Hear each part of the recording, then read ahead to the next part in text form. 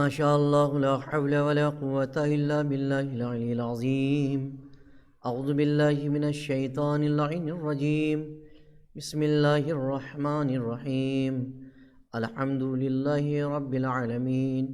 الصلاة والسلام على أشرف الأنبياء والمرسلين وخاتم النبيين أبي القاسم محمد وعلى أهل بيته الطيبين الطاهرين المعصومين ولعنة الله على أعدائهم أجمعين من الآن إلى قيام يوم الدين.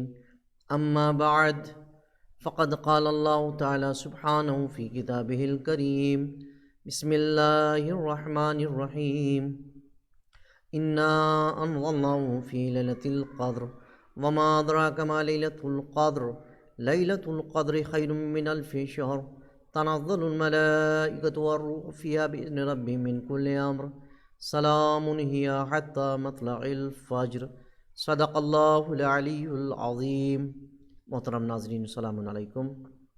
میں ایک بار پھر آپ حضرات کی خدمت میں تفسیر سورہ قدر لے کر حاضر ہوا ہوں.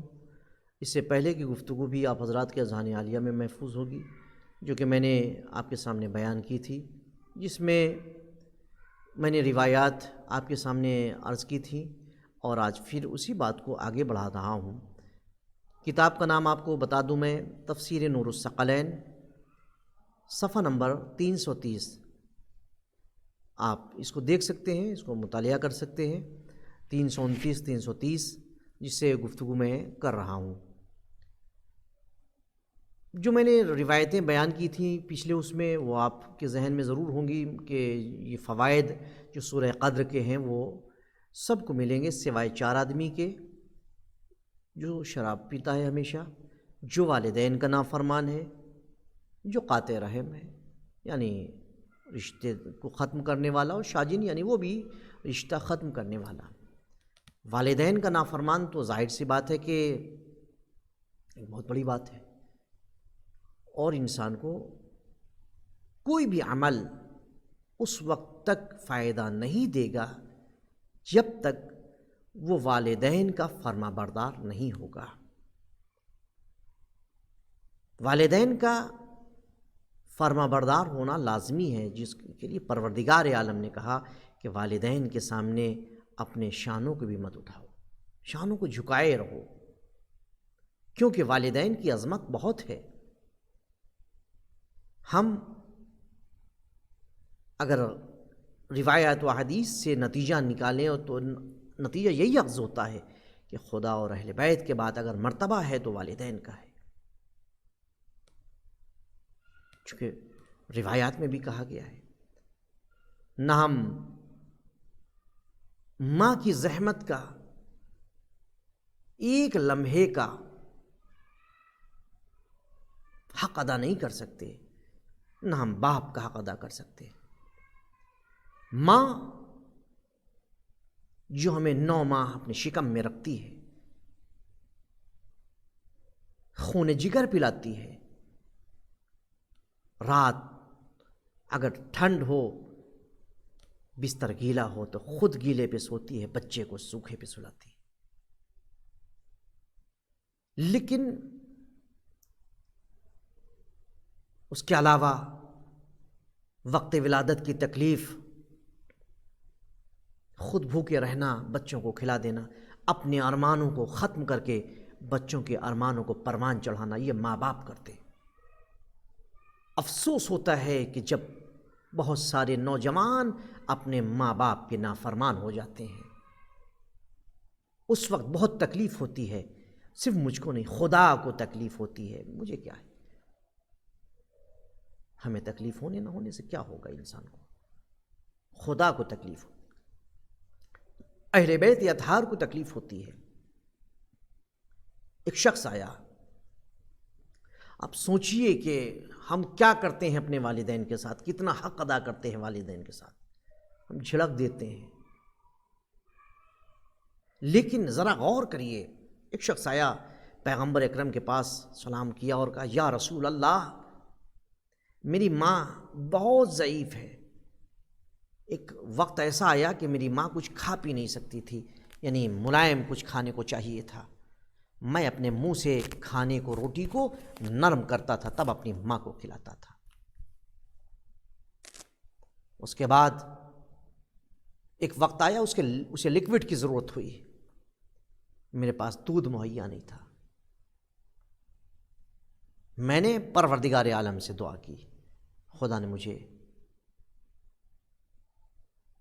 توفیق دی، اور میں نے اپنی ماں کو، یعنی میں خود کچھ نہیں پسند کرتا تھا اپنے لیے، ماں باپ ہی میرے لیے سب کچھ ہوتے تھے۔ میں اپنی ماں کو دودھ کا انتظام کرتا تھا اور دودھ پلاتا تھا۔ کس طریقے سے پلاتا تھا پیغمبر اکرم، یہ آپ جانتے ہیں۔ پیغمبر کھڑے ہوئے اور کھڑے ہونے کے بعد اس کو گلے سے لگایا، اس کی پیشانی کو بوسا دیا، کہا بھائی تم نے حق ادا کر دیا۔ کہا یا رسول اللہ، کیا میں نے جنت میں مکان بنا دیا؟ آپ نے کہا بے شک تم نے جنت میں مقام بنا دیا۔ کیا میں نے ماں کا حق ادا کر دیا؟ تو پیغمبر نے کہا خبردار، تم نے ابھی ایک آہ کا حق ادا نہیں کیا ہے۔ آپ سوچئے ذرا، ایک آہ کا حق ادا نہیں کر سکے، اور وہ شخص جو یہ کہہ رہا ہے کہ میں نے ماں باپ کو اس طریقے سے اپنے ہاتھ سے نہلانا، دھلانا، کپڑے پہنانا، کھانا کھلانا، کھانے کو نرم کرنا، چبا کر کے کھلانا، ان کو ایک جگہ سے دوسری جگہ اٹھا کر کے بیٹھانا، دوسری جگہ لٹانا، ان کے بستر کا، ان کے ہر کام کرنا، کیا اتنا کرنے کے بعد بھی اور کہہ رہا ہے یا رسول اللہ مجھے کوئی تکلیف بھی نہیں ہوتی، میں اپنے پیشانی پہ کبھی شکم نہیں لاتا، شکن نہیں آتی میری پیشانی پہ کہ شکن آ جائے، سکڑا نہ جائے، کبھی بھی میں شکم سیر ہوں یا نہ ہوں، میرے ماں باپ کو شکم سیر ہونا چاہیے۔ کیا یہ میں نے حق ادا کر دیا؟ کہا نہیں، ایک آہ کا حق ادا نہیں کیا۔ آج کیا ہم ایسا کرتے ہیں؟ قطعی نہیں کرتے۔ محترم ناظرین غور کریے ذرا، کیا عظمت ہے۔ تو جو والدین کا نافرمان ہے اسے کسی چیز کا فائدہ نہیں ملے گا، پھر رشتہ ختم کرنے والے کو کوئی فائدہ نہیں ملے گا اس کے نیکیوں کا۔ پھر ایک اور روایت ہے، ابن عباس روایت ہے کہ رسول اللہ نے فرمایا، بنی اسرائیل میں سے ایک شخص نے جنگی لباس زیب تن کر رکھا تھا،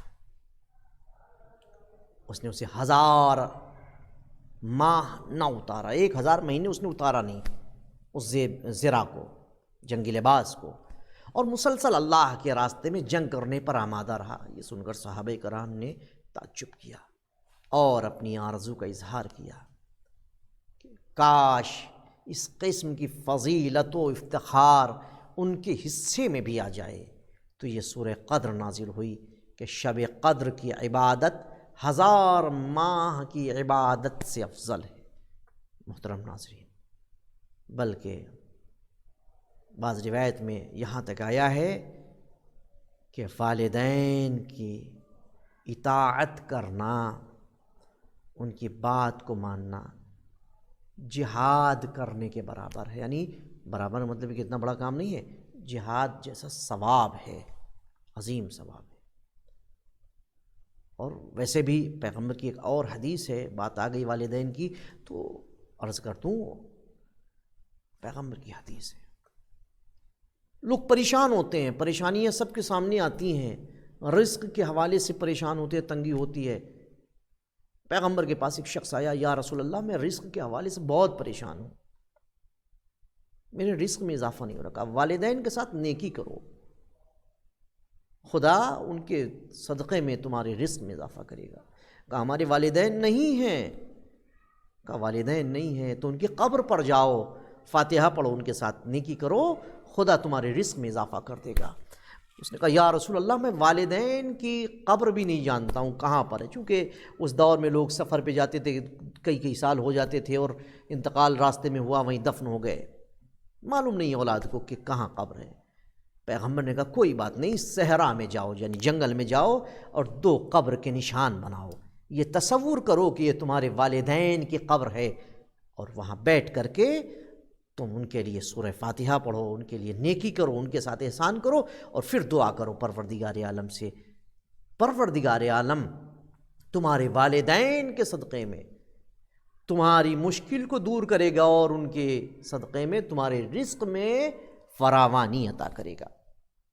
اس نے ایسا ہی کیا، پیغمبر کی خدمت میں کچھ دنوں بعد واپس آیا۔ پیغمبر نے پوچھا تمہارے رزق میں برکت ہوئی، اضافہ ہوا؟ کہا یا رسول اللہ آپ نے جیسا کہا میں نے ویسا ہی کیا۔